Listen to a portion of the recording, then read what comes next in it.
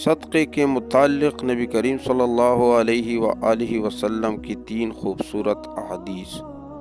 رسول اللہ صلی اللہ علیہ وآلہ وسلم نے ارشاد فرمایا،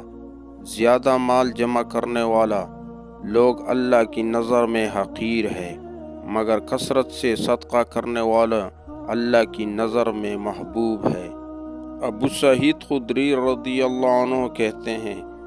کہ رسول اللہ صلی اللہ علیہ وآلہ وسلم نے فرمایا، پوشیدہ صدقہ اللہ تعالیٰ کے غضب کو ٹھنڈا کرتا ہے، صلہ رحمی عمر میں اضافہ کرتی ہے، نیک عمل آدمی کو برائی کے گڑھے میں گرنے سے بچاتی ہے۔